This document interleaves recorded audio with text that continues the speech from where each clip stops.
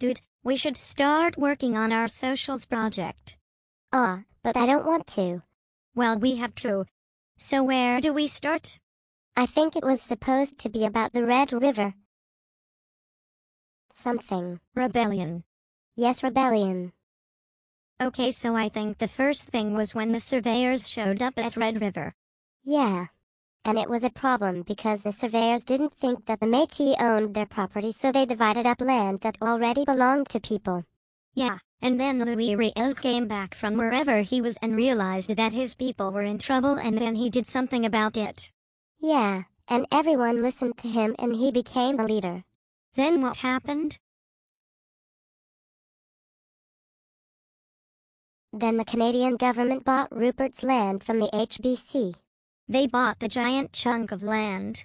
Yes, I think you could do that back then. Why did the HBC sell it? Not sure, I think 'cause they wanted to branch out. Then Louis Riel set up a provisional government at Red River and they wrote a list of rights. Yeah, and it was about them wanting to be able to elect their own representatives and own their own land. And after that, I think that's when they executed Thomas Scott. Oh my God. They killed him. Yeah. That's what they did back then when you threatened to kill people. Then in 1870 Manitoba became a province. Then the Wolseley expedition happened when the Canadian troops showed up and tried to lynch Riel. Yeah. And then Louis Riel was forced to run away to the States, because the Canadian government banished him for 5 years. Wow, 5 whole years. Yeah. But he actually stayed there for 15 years and became a school teacher in Montana. What about the other members of the provisional government? Did they have to run away too? No, they were all granted amnesty except for Riel. That doesn't make any sense. Oh well. Then in late 1870 the Métis had to flee the west. How come? Because the troops that were supposed to be keeping the peace were beating up the Métis and sometimes they even killed them. Oh my God. Then in 1871 the first 2 native treaties were passed. What exactly were those about? They were decisions about how much land the First Nations people would get.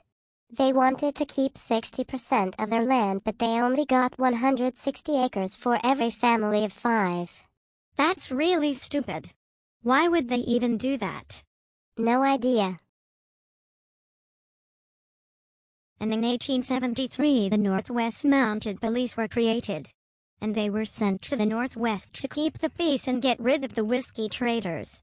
Yeah. And then the Pacific scandal happened and MacDonald got kicked out of office. What was the scandal about? MacDonald bribed the president of the CPR for money for his election campaign. No wonder they kicked him out.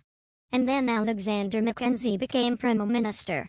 Yeah, and he was totally against the CPR and saw it as a lot of trouble. And there was no railroad construction while he was in office. Yeah, and in 1874 they signed the next 2 native treaties. Then in 1875 Gabriel Dumont led the hunt of 1875 and broke the Métis hunting laws and was arrested.